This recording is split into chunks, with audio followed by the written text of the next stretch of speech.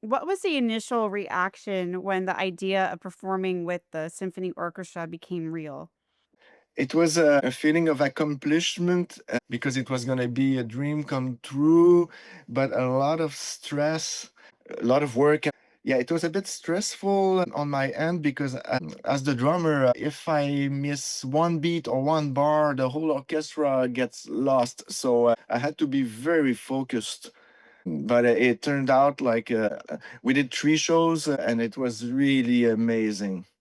When putting everything together, was there any songs that surprised you in how well or difficult they adapted to a symphonic format?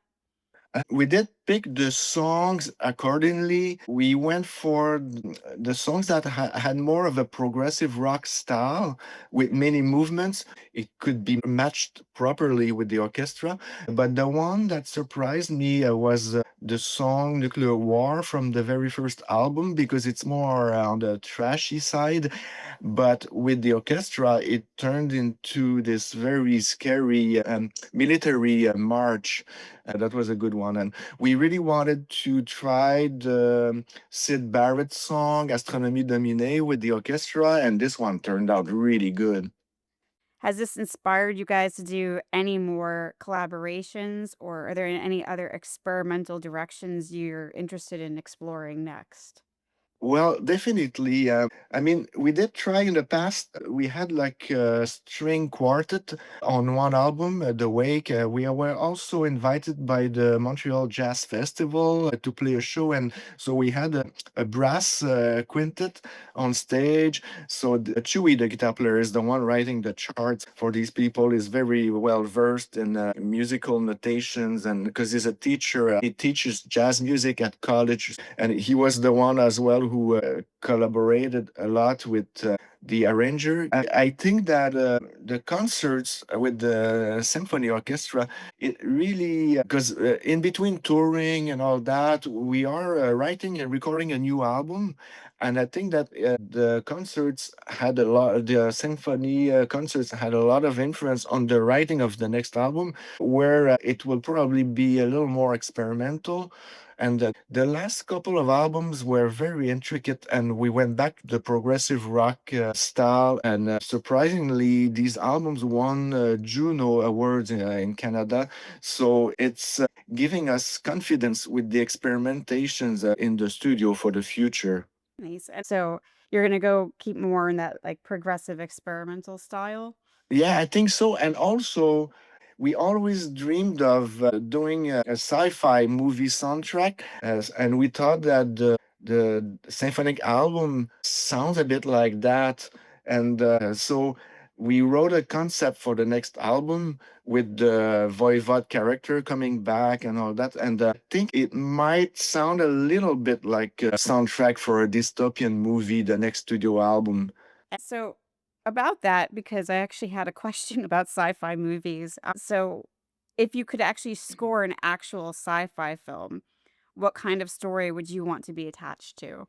Oh, that's a good question. I mean, we were really influenced by the early cyberpunk movies like Mad Max, Blade Runner, Terminator.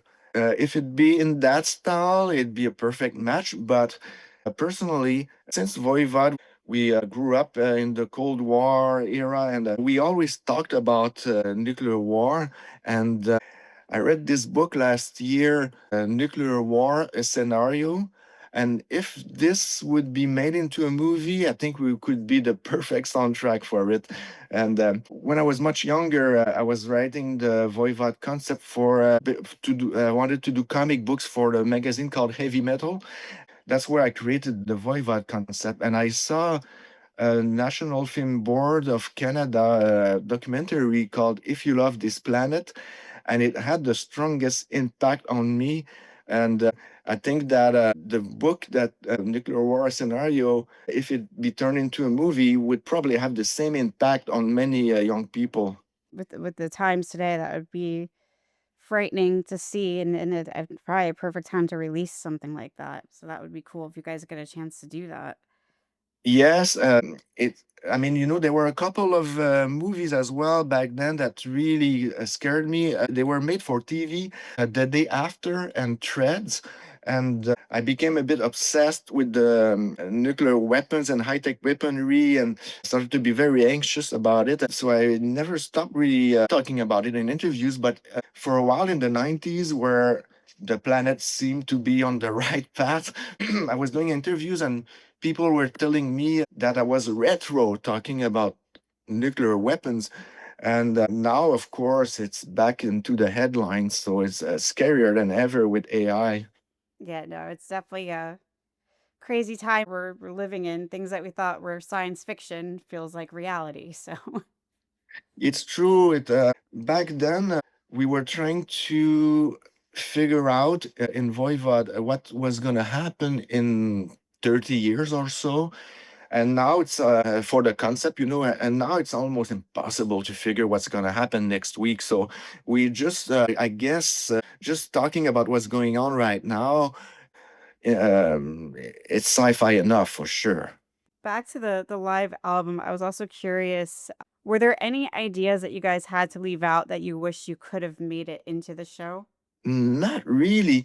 We worked for a couple of years on these shows, first with the Montreal Symphony Orchestra and then with the Quebec Symphony Orchestra, which we recorded. And so we went through all the minor details. I was mainly involved with supplying art to many artists so it could be animated for the screen behind the stage. But Chewy, the guitar player, was really involved with the arrangements where he was telling the arranger Hugo, like, let's say the band could stop there and the orchestra could keep going and the singer could be alone with the orchestra and so on. So by the end, I think we covered the whole thing and made sure that it would be a fantastic experience for the audience as well. Nice. Now, for ever being in this for over 40 years, how has the music industry changed the most from your perspective? Of course, there were a couple of main events. The main one was probably like around the mid '90s when internet came into the picture. That everything changed drastically. At first, there were a lot of illegal downloads, and then it sort of the industry adjusted, and now it's slowly adjusting to the streaming situation. And of course, I mean. Back then, when we started, it was all through the mail and the fanzines. And so I'm actually very surprised that the thrash metal movement exploded so quickly just by creating demos and fanzines. And nowadays, it's one click away. But the problem is there are so many bands that you really have to be special to get noticed these days. So the younger bands have all the tools necessary to promote themselves. But yeah, you have to have your own signature these days for sure. It is interesting today. There's so much output and it brings more competition to the spotlight. Now, do you think that bands today take enough risks creatively? Probably. It's hard for me to tell because I'm so old school that if I buy a new album, it will probably be the latest album from one of my heroes like Vandergraaf Generator or Judas Priest.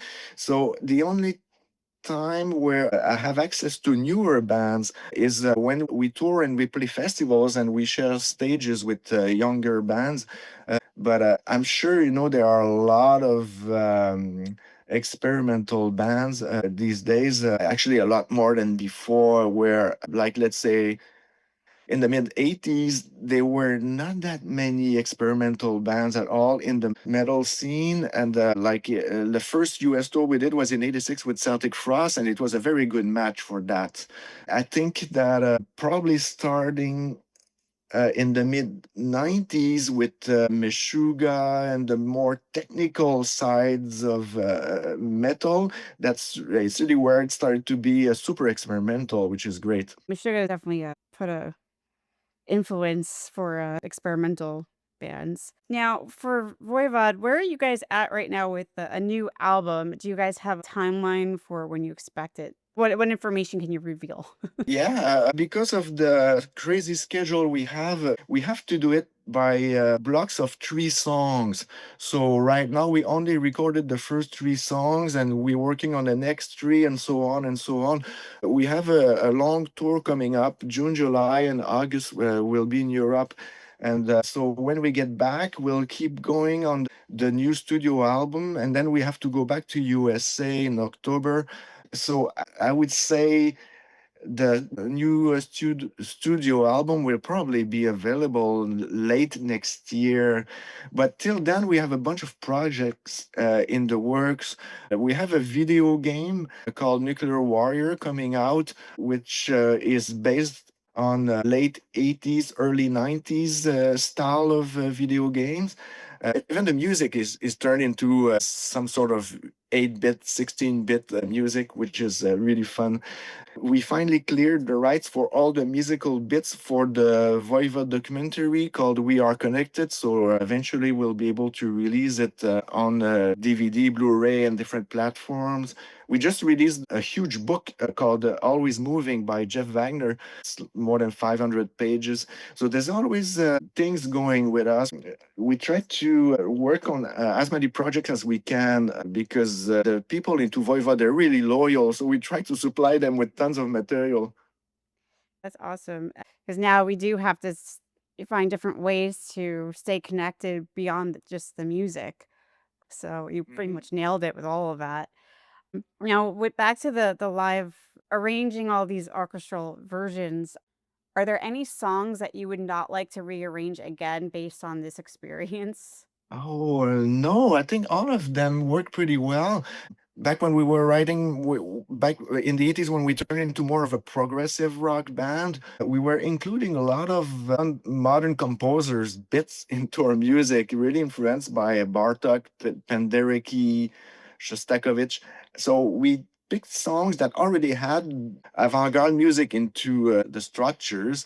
So all the songs turned out pretty good. We actually got busted by the orchestras, both orchestras, where they recognize rites of spring and there in pre-ignition. And so in the end, I'm very happy with everything that happened. And I remember telling the arranger that he could go crazy. I mentioned the old soundtracks for the Planet of the Apes movies, the old ones, where they had like avant-garde music mixed with the soundtrack, and he really understood what we were aiming for. As soon as I heard the first demos of the arranger, I felt like it was a science fiction movie. So there's nothing I would really correct for, because we have to do the show again early next year in the hometown where Voivod formed in 1983. So it's pretty exciting. And we'll have the same girl conducting the orchestra, Dina.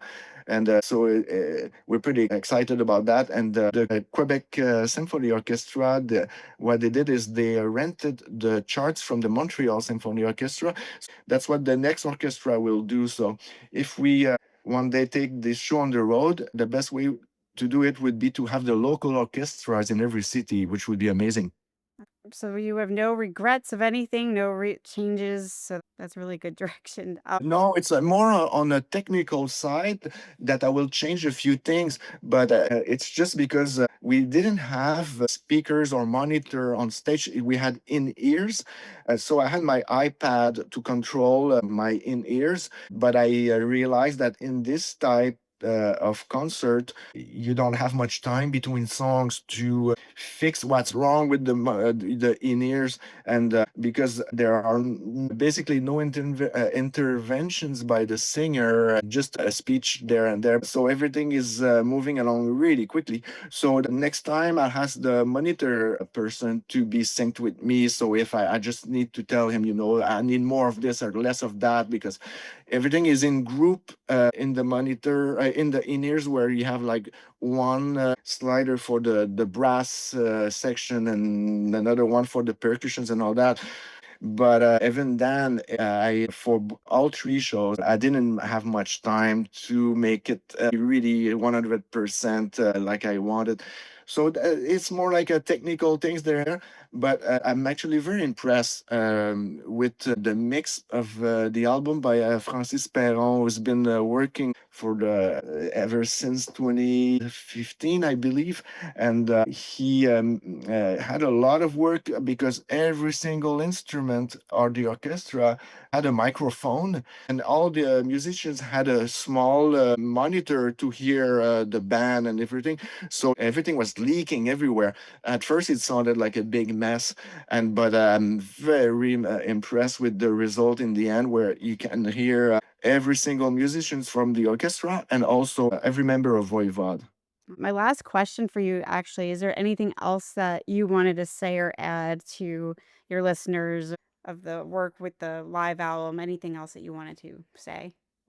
I think just like I was saying earlier, it's definitely to play with an orchestra. It's definitely a dream come true. I mean, it was a lot of money to get the just the audio recorded. We wish we would have footage of it, but it was just out of our range financially because you have to pay the union and every musician and all that. So, but I'm just really happy that we were able to invest a lot of money in recording the audio for this live release with the Quebec Symphony Orchestra. But according to the reaction for the first single, Forgotten in Space, I think people are very excited, and I think we'll be able to recoup the investment. So, yeah, I just hope everybody will really enjoy this project. It's very exciting for us, and it seems to be exciting for the people into Voivod as well.